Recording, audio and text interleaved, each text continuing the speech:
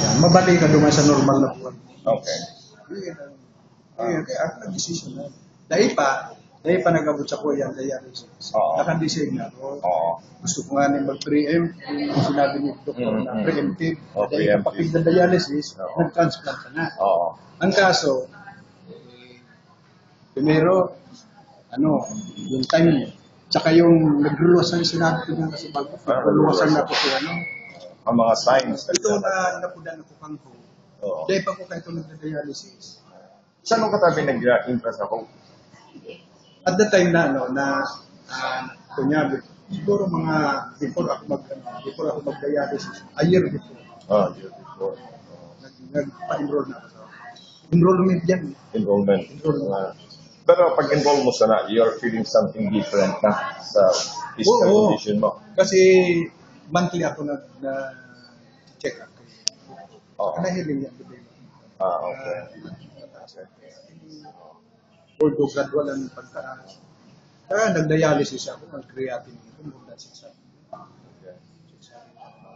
Sa psychological side sa family niyo, how they accept your faith and you'll be Ayun, undergoing, magaling they will be undergoing a transplant, you will be undergoing a transplant. Aram nindakan mga akin ko na maabot ako sa panahon. Oo. Okay. So, sa mga akin naman, naging mga sinta, susarap ko sa mga ko na kasi sa kasangstan. Just magtipon. To raise up. Need kasi, makangay po kita tinulad ng milyon. Okay. Tamang-tama. 2 years na siya dumaan. 2 years na nakatipon. Nakatipon na siya, dahil pa man umilabot sa kuya, so at the time matang sa kaya, yung psychological sa pamilya, lalo sa halos, na-cope up mo na. Ang problema lang dumaan.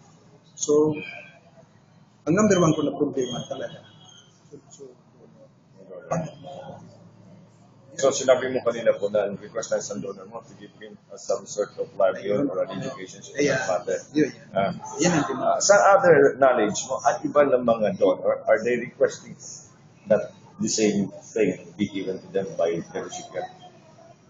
May aram ka na the same case na parehong sabi. May mga iba, there were, may iba naman iba. Kasi kung amigo mo yung donor, ibang horor niya. Lalo na kung ibang horor. Iba-ibang horor niya. Pero dahil man kami nagduman sa yung commercial yan.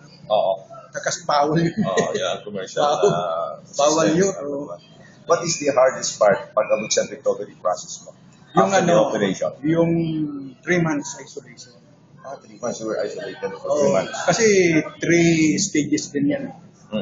Ang 3 months mo dapat isolated ka. Yung dahil ka kayo bisita, magdidiyan sa ilo.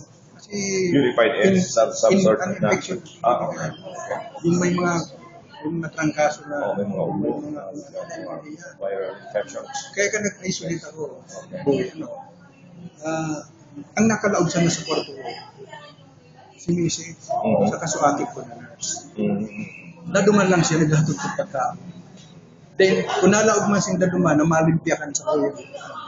Kunyan, nakadisinfect sila, nakaribo niya.